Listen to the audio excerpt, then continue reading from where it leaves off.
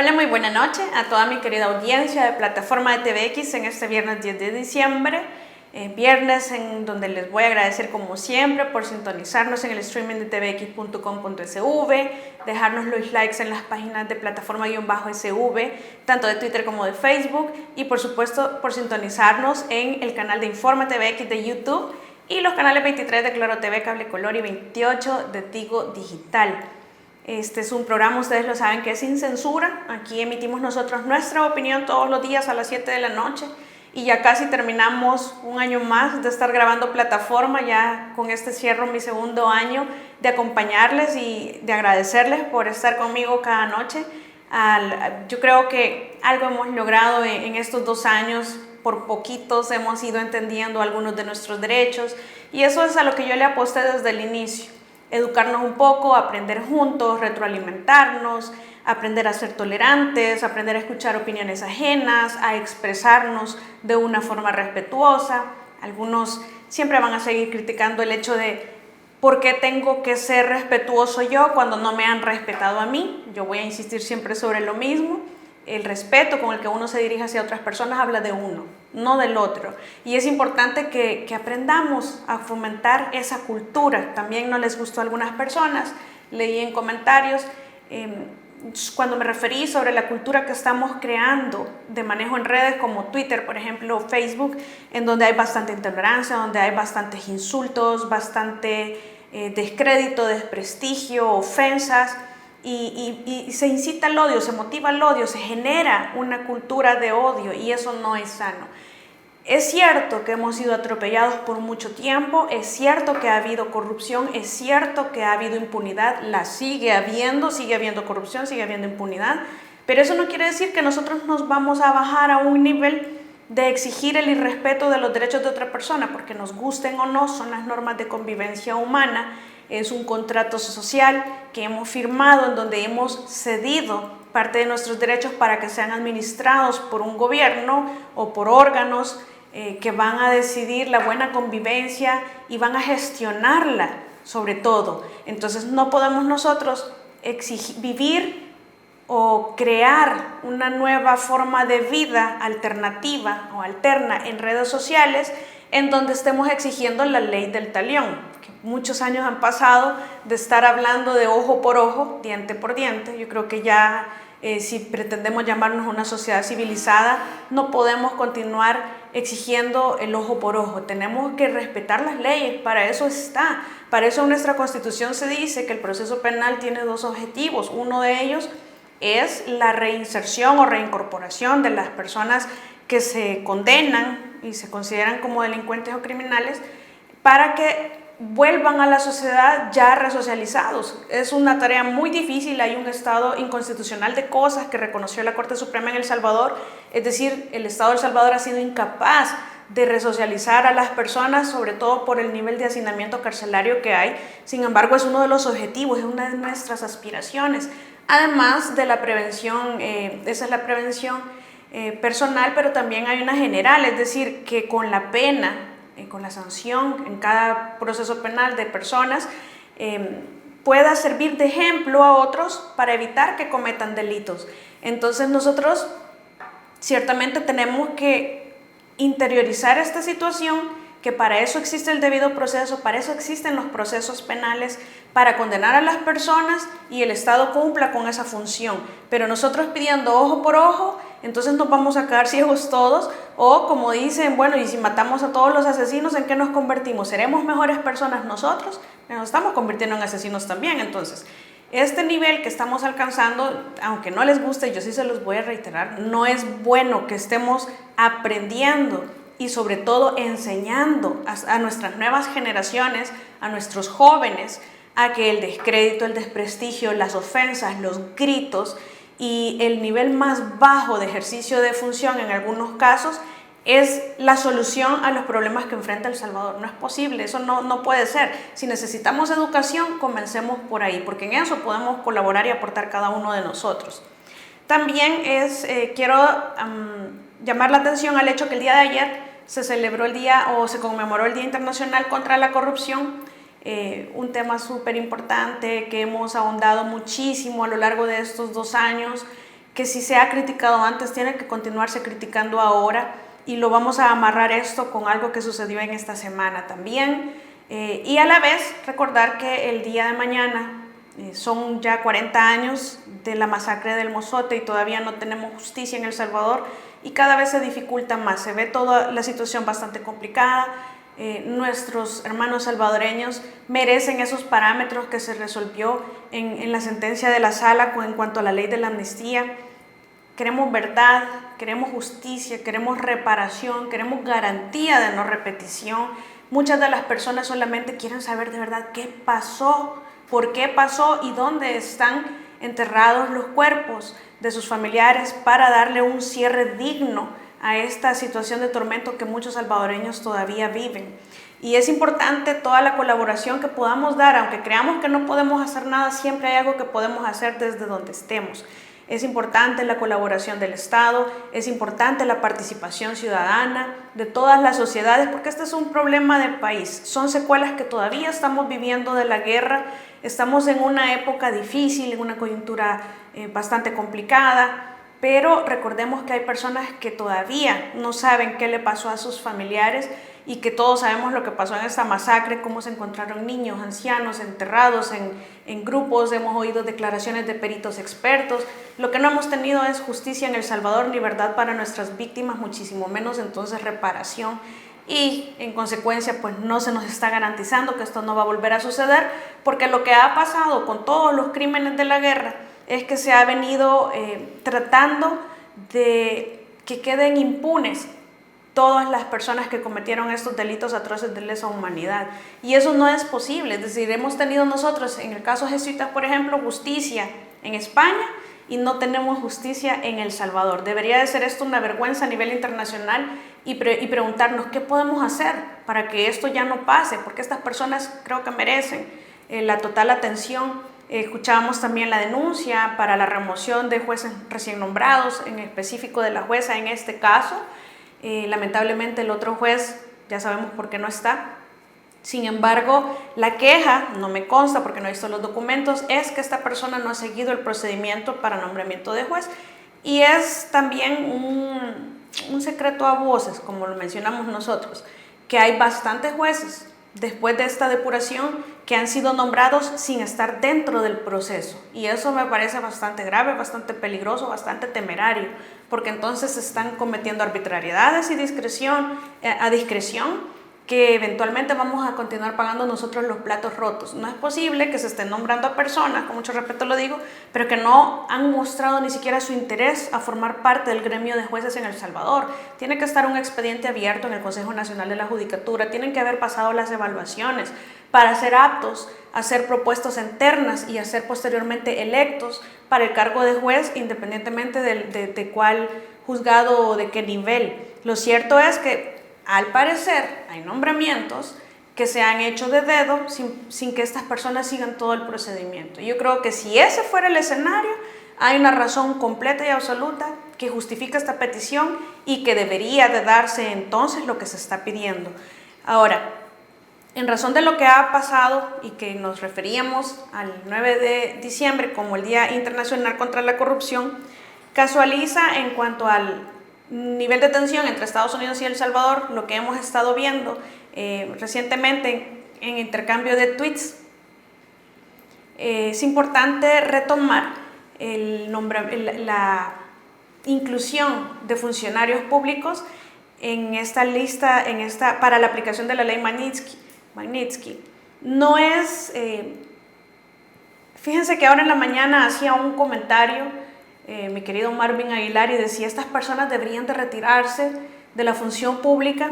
En otros países por menos que eso se retiran, y no es porque se considere que son culpables o porque se tenga por demostrada su culpabilidad, sobre todo cuando en El Salvador, ya lo hablamos con la lista Engel, ni siquiera conocemos cuáles son los elementos con los que se ha fundamentado la decisión de incluir a personas en un listado, en un listado donde aparentemente solamente la oposición fue considerada en cuanto a sus testimonios y pruebas.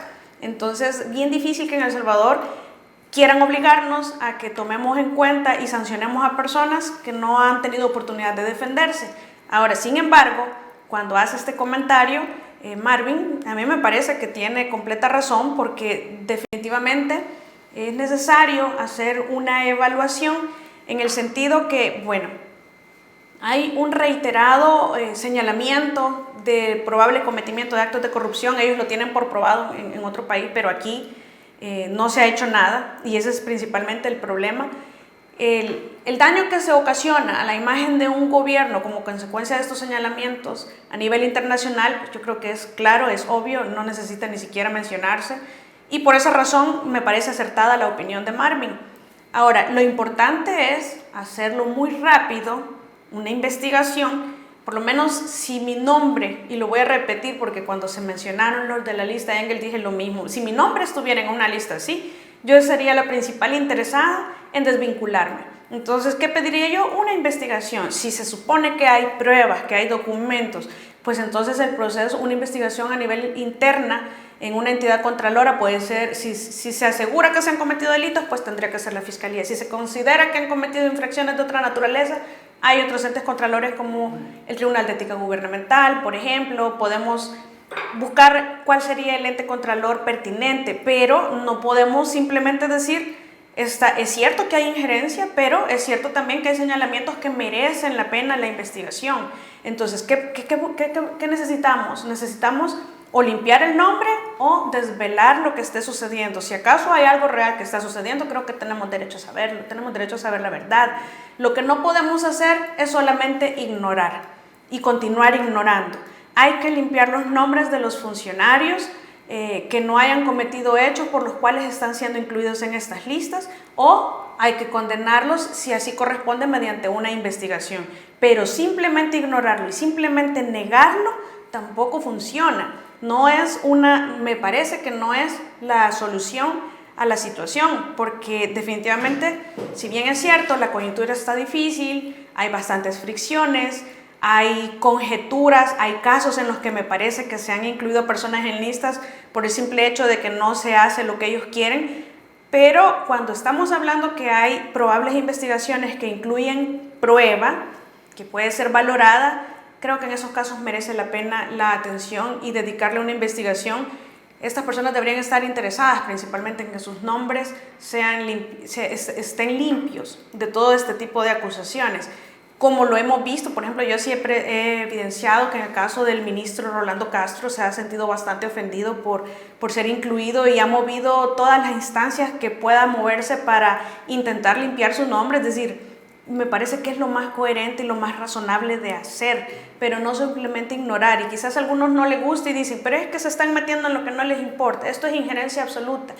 Puede ser todo lo que ustedes quieran, lo que sucede es que hay un nivel de relaciones, hay un nivel de imagen que hay que cuidar. Tenemos que nosotros, como ciudadanos, aprender a mantener un equilibrio y no irnos al extremo ni al extremo. Como he dicho muchas veces, entre el negro y el blanco hay una gran cantidad de escala de grises que tienen que ser valorados. Aquí o sos bueno o sos malo, o estás a favor o estás en contra, o te paga este o te paga aquel.